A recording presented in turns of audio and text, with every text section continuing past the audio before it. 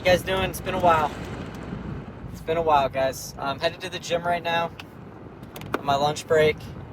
I just wanted to kind of hash out a couple things. So, the stock market obviously is fucking absolutely just crazy. I'm thinking about taking profits, but I'm not going to. But I really think, I don't know. Maybe I should take a little bit, but my shit is up way too much. I'm up, my total 1 year return is like 60% at today, which is like absolutely crazy because the S&P is up like 10%.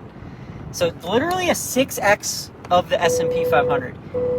Now, obviously, like, it's pretty unrealistic to do that multiple years in a row, right? Everyone can have a good year, but I mean, it's been nuts. It's been a crazy ride. It just goes to show you that, you know, if you really do your research and you can take advantage of bull cycles when they happen, you're going to be primed for like a really good situation, for lack of a better word. So, I mean, even if it's like a 30% return, that's like better than a business. Like, it's pretty insane how much money you can make in the stock market if you just do, like, if you just do your research and you buy good companies that are undervalued and, you know, you just lock in, you can make more money than you would if you owned like a car wash, like, or like a restaurant. Like, you can do that.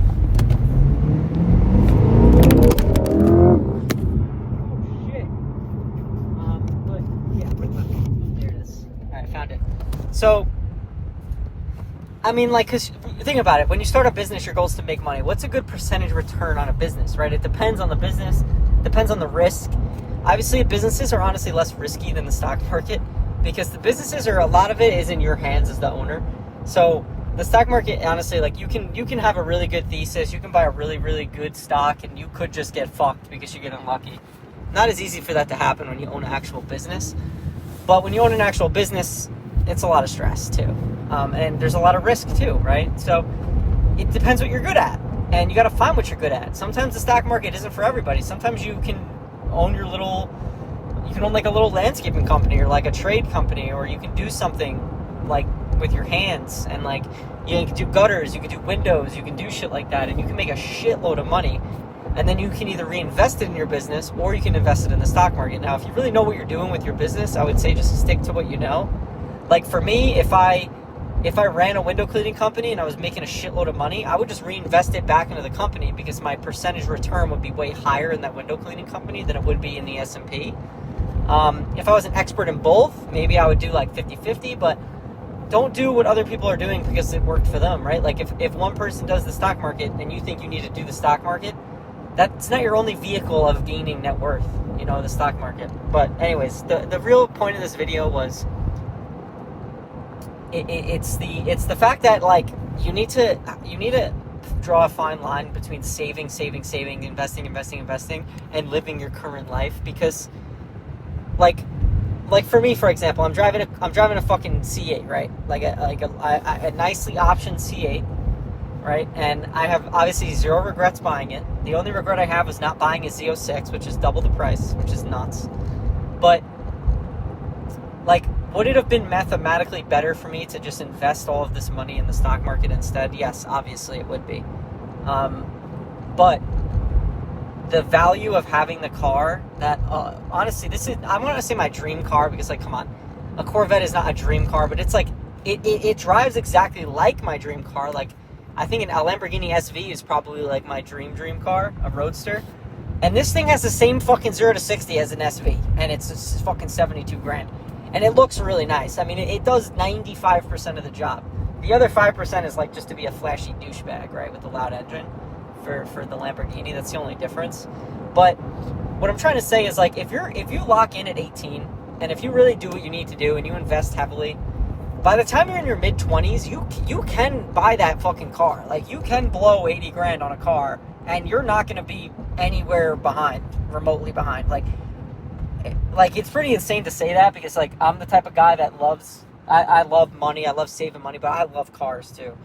And I fucking love cars. I really do. I've always have. All my life, I've been driving race car games, playing Forza, you know, GTA, building cars. Like, I literally love cars. It's my biggest thing in life is cars. And it's like I work all these years, I lock in at 18, I put in the work, I invest like a fucking maniac. When does it become enough? Like, when is it okay to take your foot off the gas a little bit and enjoy your current life without sacrificing your future? And I mean, there's a number for everybody. I'd say, you can learn a lot from talking to ChatGPT about your financial situation and talk through your goals, and it can tell you some shit. But for me, it's like this car doesn't really set me back much. It's like, yes, okay, now instead of being able to retire at 35, I can now retire at 37. And my retirement number is multiple millions of dollars. It's not like 700,000. It's like $5 million. Like, so, like, oh wow, it sets me back 2 years. Now I can't retire until I'm 36 and a half. I could retire at 35 and a half and set me back a year. Fucking worth it. Absolutely. Because I'm not even going to want to retire at 36. Like, having the option to retire is what's going to build the peace of mind. But, you have to build your calculations logically. Is this setting you back on a house? Is this setting you back on a goal that you have? If the answer is no, I mean, it is going to set you back. But if it's like a substantial setback where, like, you're not okay with it, like, think about it logically. Like, a car is never a good financial decision. It's going to set you back in terms of, like, at that current moment, you're burning that money. But then there's a lot of hidden variables, too. The car might make you fucking so happy. The car might make you get your ass in the gym. The car might make you eat healthy because you love your fucking life and you want to spend every goddamn day driving it. Like, there's so many things that are not financial immediately that you can't really calculate for that. The ROI is crazy. For me, I mean, I think this car was a great investment. I'll say investment because, yes, technically the car, I bought it for 72. Now it's worth 67. Honestly, really good depreciation for a year. It's pretty insane, actually. Because I got 15% under sticker, so that helped. But, like, yes, I technically lost $5,000, and then obviously the sales tax. So I paid 82 actually because the car was only 72, but I had to pay like 9% sales tax. But that being said, for the past year I've been going to the gym 5 days a week. I've been eating super healthy. I've been the happiest I've ever been, literally the happiest I've ever been. And obviously it's not all due to the car. I think it's because the car is making me go to the gym. The car is making me eat healthy because I want to go to the store to buy fucking groceries because I love driving the car. It gets me out of the house. It gets me moving. It gets me off the computer. It gets me excited to live. Like, sometimes you have to invest in that part of your life too. You can't just invest in the financials like, oh, I need X, Y, and Z money. I need this, this, and this. I'm going to pile everything away like a maniac.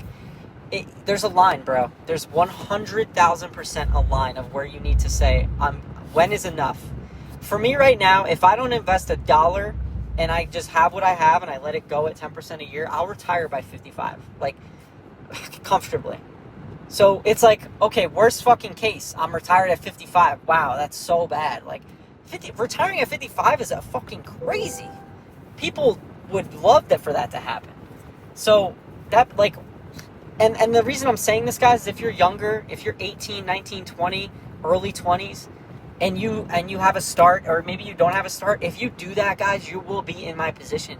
And you can make these decisions, and it's not going to impact you crazy because you started so young. The amount of compounding that you can capitalize on if you start at 18 versus 26, it's fucking crazy, dude. It's fucking insane.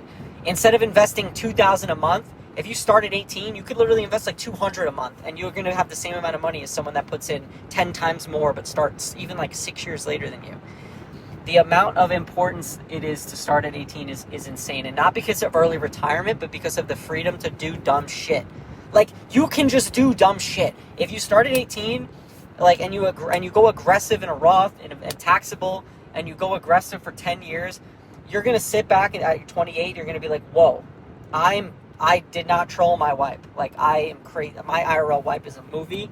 I can buy that BMW. I can buy the G80. Yeah, it's going to hurt, but it's not going to set me back in a meaningful way because the opportunity cost is not crazy anymore because you have so much money saved. So I guess the moral of the story is, guys, the investing early portion, it's not about early retirement. It's not about saving for retirement. It's about enabling yourself to be an idiot in your late to mid 20s and it's not going to have a big impact. Like, I never thought at 18, oh, I'm going to squirrel away all this money because I want to retire at 25 to 30 years old. It was, I want to squirrel away this money because in the future I want to be able to do shit with it. And that's the moral of the story. You can just do shit with your money. And that's why I always say to have a taxable account, because you can just do shit with your money. But I hope this resonates with some people. I'd say get that car if you're in a position to. When you're 18, I would heavily suggest against it. Me personally, I bought a car at 16, and I drove that car. I still have it today, and I am about to be 27. So I've had the car for almost 11 years. After my 10th year of owning it, I finally got a car I really wanted. Instead of getting like an entry-level Toyota, an entry-level Honda, then getting like an entry-level BMW like every 3 years, I got one good, reliable car at 16, and I kept it until 27. The amount of savings that gave me over that 10 years, on top of investing everything I fucking made, is enabling me to do this and not have a big, not really be like dying, not stressed about the, putting all this cash into the car, which I also probably shouldn't have paid cash for it. I feel like I should have financed it. Easy to say in hindsight though, because, whatever. Anyways, guys, I'm gonna go, and I'll talk to you guys later. Hopefully this helped you. But again, please don't buy the car if you're 18. I'm not saying that. Don't buy the fucking BMW M3 at 18. Buy the Toyota Camry at 18. Buy the fucking piece of shit Corolla at 18. Do not buy a nice car. Do not buy a luxury car. Buy it at 26. Delay it 10 years. I promise it will be so fucking worth it. Please, do not troll. I wanted a car so bad at 16, bro. I grew up playing Gran Turismo. I grew up playing all these racing games. I grew up fantasizing about cars. I had car beds, car pictures, car this, car that. Nothing I wanted more was to go into a dealership at 16 and buy like a loaded fucking BMW. Because I could have. I was working at a butcher shop. I was making like $22 an hour cash. I was making good money at 16. And I could have bought a fucking $70,000 car at the time, easily. And it would have been half my monthly income, but I could have afforded it. But then it wouldn't have allowed me to do this stuff in the future, which, listen, guys, like, it feels good having it at 27. It feels really fucking good having it at 27.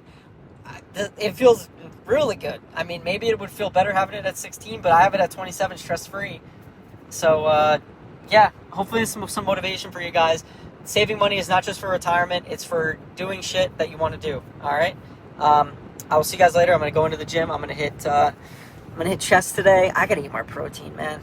I mean, it's there, but it's like, I'm trying to get past that hump to gain weight. All right, peace.